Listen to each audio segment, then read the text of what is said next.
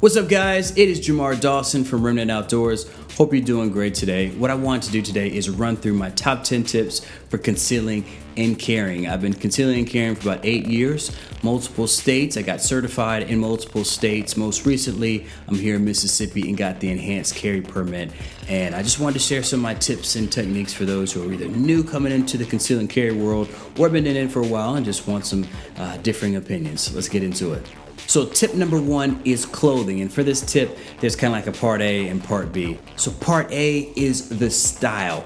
What I mean here is essentially not trying to look like you're all tactical and military and like you're off-duty bouncer or anything like that. No, you want to blend in, and the word conceal carry is conceal. I recommend you wear just something that makes you look like, I don't know, a middle-aged suburban dad going to get some mayonnaise, all right? As unassuming as possible, as non-threatening as possible. Trust me, it'll go along well for you. Part B for clothing is the actual look. I've found, and a lot of people recommend you buying something that breaks up the outline of the gun by just simple stripes, so plaid, stuff like that. If you don't have those types of shirts, I would recommend anything with like a big logo, particularly something that has like a logo up in the chest area, something to keep people's eyes up rather than down. Even if it's just like a bunch of loud contrasting colors close to the top of your shirt. That'll keep people's eyes up instead of kind of wandering down near your hip area where your concealed and carry weapon would be. I recommend no solids because, like I mentioned before, people notice patterns and they could see things that are deviated from the norm. So if you have a kind of a tight-fitting solid shirt on, then they see where that bulge of your pistol is, whether it's conscious or subconscious. Their eyes will look down and, oh man, is that a pistol? And you don't want that. So if you are a lady, obviously I'm not a lady, but there's a lot of cool carry options for you guys now, whether you decide to carry it in your purse, on your person, regardless of what you do. And I'm going to talk about this a little bit later in the video, but regardless of what you choose, make sure you can access your pistol safely and easily and get that deployed into the fight. Lastly, I want to talk about pants. I recommend pants that are flexible, at least have a flexible waistband, kind of like the Wranglers you guys see me use all the time. Wrangler, I would love to be sponsored by you guys in the future, so you know I'm available. I can hit you up with my contact information a little bit later. But Wrangler makes some good stuff. 511 makes some concealed and carry specific stuff. Whatever you choose, just make sure you get something that has a good flexible waistline, something that's not too tight to where your gun could print or show. Tip number two, get the right holster. I know it sounds like a no-brainer, but just roll with me for a second. A typical holster, like this Kydex one here, is going to come up just above the belt line or the waistline. As you can see in the top of this belt clip here, let's just say this is right here is where my belt is, right? So anything above the top of this clip area where it's gonna be digging into my belt is gonna be exposed outside of my waistband. So everything above here, this pistol, basically what you have is the tip of the iceberg. You have all this real estate here to grab on the pistol. What you want to do is get the webbing of your hand high up on this back strap. If you have a beaver tail or whatever it may be, right here where this curve area is, you want to jam that up in there and take a look. See how my hand is right here? When I reach and grab my weapon, I'm in position. I'm already in position from here to here to here to here. Everything is the exact same. I'm in position. So as you can see, because I get a good grab, because I get a good grip, everything is right for me to shoot. In a conceal and carry situation, you may not have a whole lot of time to get your isosceles stance right and extend your arms. You might just have to start firing as you're extending, and you have to have a good grip in order to do that. And having a holster, of course, you have to have the trigger guard covered. You have to be able to have good retention and things like that, but you want to make sure that your pistol sticks up above your belt line enough to where you can get a good grip on it. That is paramount. That is really the most important thing when choosing a holster. I don't care if you choose a leather holster, and I'm going to do a video on holsters like really soon, but you could choose leather holsters. Those are cool because they're flexible. You could use even some polyester and choose a polyester holster. However, what you don't want to do is choose a cheap holster like this one that doesn't allow you to get a good grip on the gun. I got this as my first concealed and carry holster at a gun show for 12 bucks. You guys know I'm cheap, and I was cheap back in the day when I was buying gun stuff. And I was like, yeah, 12 bucks, universal, one size fits all. And this was my conceal and carry pistol, CC75 P01. I'll be doing a video on that one very soon. I already have it shot. But as you can see, here's the top of the belt clip here. If this is where my belt is, you can see there's barely any of that iceberg that kind of rises up above the belt line. So I'm having to dig farther, and really what I'm going to be doing is I'm just grabbing a little piece of the pistol and I have to shimmy it to get the right grip, and you're not going to have all the time in the world to do that. So don't get something like this that really drops the gun deep into deep concealment, really, because it's going to be tough for you to get your weapon, and that's not good. That's not what you want. So get the right holster, get a holster that meets all the requirements, covers the trigger guard, is easy to extract the pistol from, exposes enough of the grip. That to me is like a priority, and has good retention. Some people like the old school method of leather. Some people like some polyester because that stuff feels better, but at least I know my pistol's gonna not go anywhere. When I hear this click, I know it's in there. I could feel it in the actual clips on the majority of these Kydex holsters are really good in grabbing and keeping it in place. When I go to extract my pistol, I don't extract the pistol and the holster. Tip number 3 is practice drawing your pistol. I would recommend it weekly, at the minimum monthly. When I first graduated and got my certification of conceal and carry, we actually didn't practice drawing from a holster in the class. We just had to show up with our pistol. And so once I was certified, I was like, man, like I can't practice at the indoor gun range because they don't allow you to draw from a holster. They don't allow you to draw from a external holster at the one I was going to, much less one that you have inside the waistband. And so I was like, well, how am I gonna do this? How am I gonna practice? Well, you take your magazine out of your gun, you rack the slide, make it safe, rack it. Okay, it's safe. Okay, rack it, make it safe. Okay, cool. Now you practice it. You practice drawing. You practice extension. You practice your trigger squeeze. Take it back. Put it in the holster. And the reason why you practice is because, unlike if you're in a shooting competition, you have to pull a gun out of a holster from the hip. Inside the waistband, you actually have to do some different movements with your non-dominant hand, lifting up your shirt, then reaching and grab the pistol with one hand, pulling the pistol out, and then meeting that pistol with both hands as you're extending it. And you really need to practice that. I recommend it weekly, but at minimum, at least once a month, practice that to make it perfect. Tip number 4, this sounds kind of funny, but practice wearing your pistol around your house or apartment before you ever go out and conceal and carry. I still do this every now and then now. One of the great things about it is, because you typically don't wear your holster inside your pistol during training, you need to know, okay, what are my limitations when I'm walking around? Is the shirt that I'm wearing long enough? Is it concealing enough? Is when I sit down into the chair, which simulates you sitting into your car or truck or whatever and getting up, does my gun fall out? Does it shift around in the holster?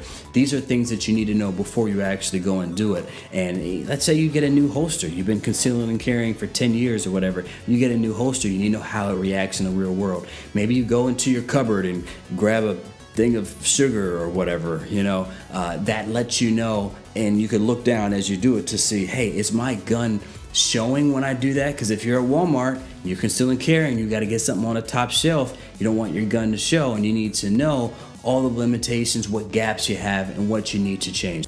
So it may seem silly, but it's not like anybody's watching you. It's good practice. I mean, maybe your spouse will, but just disregard them if they make any jokes. I do that all the time anyway. So hopefully my wife won't watch this video. The next tip is don't forget to shoot the home defense ammo that you're gonna have in the gun. A lot of people take their conceal and carry gun to the range and they shoot ball ammo or full metal jacket training ammo because it's cheap and it's plentiful and all that. They don't wanna load those expensive defense rounds. And I feel you, trust me, I understand. So the geometry is going to be different with a jacketed hollow point versus a full metal jacket, but more importantly, the mass is going to be different. The number of grains in that bullet projectile for the home defense load is going to be different than a standard training round. So the point of impact could be different. So make sure you get you a target and you shoot maybe, 5-round group. I know it's expensive, 50 cents every shot, 50, but then you can know, okay, this is the point of impact, this is where I need to aim. If you have adjustable sights, I highly recommend sighting your gun in based on your jacketed hollow points or whatever defense load you're gonna use versus your training ammo. Okay, similar to the previous point, please just get out and shoot your conceal and carry weapon. A lot of conceal and carry weapons are pretty small. So this has a relatively small barrel. It's a pretty small gun. It's not the funnest thing in my arsenal to shoot, and so a lot of people just don't like to go and shoot the conceal and carry guns for some of those reasons mentioned. However, you need to know not just the gun's limitations, but your limitations. Most conceal and carry weapons have short barrels on them, so they're not necessarily made for long distance shots, at least accuracy at long distance. So the gentleman who was involved in stopping the bad guy in the Texas church shooting back in 2019, I think it was, he was proficient in his weapon. He had drew his weapon a lot. If you watch the videos, he drew his weapon, he put it on target and immediately had a good trigger pull, and he hit his target with one shot, exactly where he wanted. That was a pretty tough shot. I would say that's between 11 and 13 yards of a shot, and that's usually outside of the capabilities of a lot of conceal and carry pistols, but he knew his limitations, he knew his weapon can do it, and so he took the shot with confidence. Next tip is to know the laws in your jurisdiction, in your state. So I'm not gonna spend a lot of time on this one, but there's some laws that mandate you have a duty to retreat.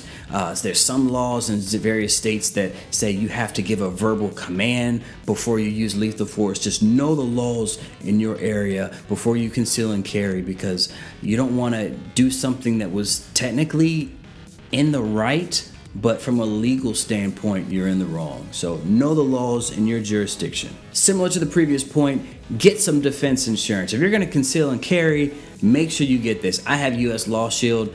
I love them, haven't had any issues with them. It's relatively inexpensive. I pay annually, and I have basically an attorney that's really specialized in firearms and defense. I don't have to pay all these fees and all these other legal BS crap that I'd have to pay if I didn't have an attorney and I got into something like this, or if I had to get an attorney and pay them on a retainer or whatever. That it's best just to get some defense insurance. They are very valued. Do your research. The cool thing about it is you could just get into a fist fight. Let's say someone comes up on you and just starts swinging. You have to defend yourself. If you have good defense insurance, then that is covered as well, as far as having legal counsel and someone to represent you and to walk you through the paperwork and all that kind of stuff. So get some defense insurance. Otherwise, it really could bankrupt you. There's a story of this older gentleman. It was late at night. Someone broke into his house. His wife was there in the house, and this younger kid started beating on the old man. He pulled a pistol out and he shot the bad guy. Well, unfortunately, he ended up getting charged for murder. Long story short, he ended up getting charged for murder, and he fought the case and he ended up winning, but he was bankrupt. All his savings, he had to sell his house. He was broke at the end. He didn't have any type of defense insurance, and he had to come out of pocket with all that. And you don't want that to be you, even if you are technically in the right.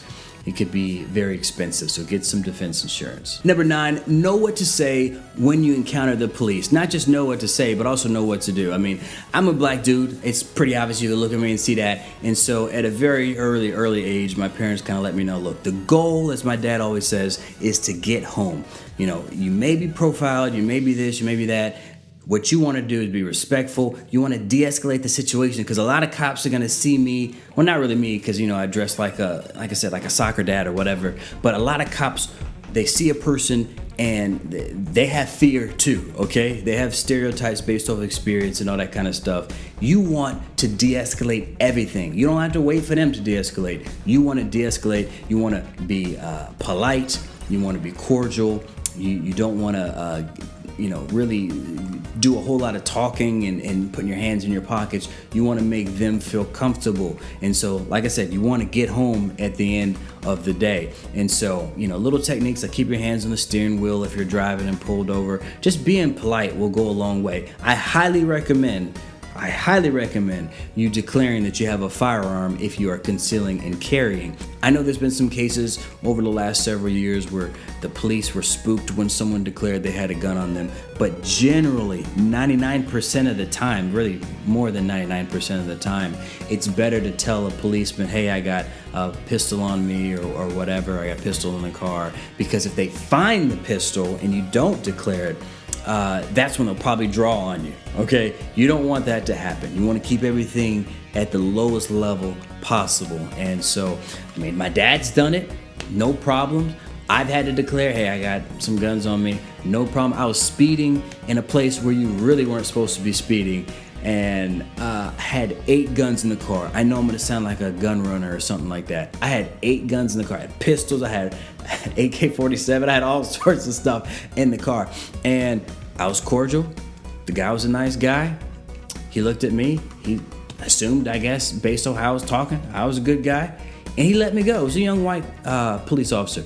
And he let me go without a ticket. So, you know, just declare that you have conceal and carry, whether you're driving or they just, you know, you approach them on foot, you know, give them your license, give them your social security card, give them your conceal and carry license, all that kind of stuff, just to make sure, hey, look, I don't want no trouble. I'm a concerned, responsible citizen, and this is what I got. Know how to speak to the police when you encounter them, because you're gonna encounter them sooner or later as a conceal and carry person. My last point, get rid of the crap that you don't need and add the accessories that you do need. What am I saying here? All right, so for my first conceal and carry pistol, I went and got me a laser. I went and got me a light. I thought I was like Solid Snake. I thought I was balling out of control. Then I realized, yeah, that doesn't fit very well in this crappy holster anyway. So I got rid of the light. I don't really need a light. I'm not a bouncer at a club. You know, I'm not a, private eye or special investigator. I don't need all that stuff on this weapon for a conceal and carry situation I may find myself in. Definitely don't need a laser. Now, if you have one that's kind of like built into the handle of the gun, like a Crimson Trace, that's fine. But add the stuff that you need, get rid of the stuff that you don't. On my current conceal and carry pistol, what I have is some grip tape to help me with gripping. Big fan, as you guys heard in that the earlier point about gripping and getting a good holster. You need to be able to have something where it doesn't slip and slide in your hands. A lot of the polymer guns, that plastic is real slick, and so I got some grip tape to help the gun stay where I need it to stay as I'm taking aim. In addition to that, I got me a pinky extension. So this is the factory magazine for the gun, and as you can see, maybe you can't see it that well, from this angle, you should be able to tell that I cannot get my pinky on the gun. So it really hurts me when I go to provide my stabilization of my non-shooting hand. But if you get a nice little pinky extension like this, I'll put the link in the description. It's not a +1, it doesn't make the magazine hold one more, it just gives me a little bit more real estate. And now look at that. I could put all 3 fingers on the gun, so after I draw and I extend, I have a little bit more coverage for my non-shooting hand to provide that counter torque, prevent muzzle flip, etc., etc. So you might have to add more or less. The best thing to do is add less. So get a pistol that already has things that you already want, everything set up the way you want to, so that you can be ready to rock and roll. So those are my top 10 tips, guys. Hope you enjoyed it. I am gonna do a video on just holsters soon. I'm gonna do a video on the CZ75. I might even do an upgraded video on the Taurus PT709 now that I've added a couple things to it, specifically as it relates to conceal and carry and how it's really enhanced my conceal and carry game, so to speak. So guys, thanks so much for watching this video. I really enjoyed making it. If you have any comments, if you have your own tips, please leave them in the comment section below. There's thousands of different strategies that people have come up with, cool clothing ideas, cool techniques, etc., etc. I'd love to hear them. I'm sure other people would love to see if they can incorporate them as well. So leave us a like if you like the video, subscribe if you want to see future content. Stay safe, God bless, we'll talk soon. Peace. You don't mind, they don't need come and drown. Leo, when you buzz, hey, in the sky, switch your time zone.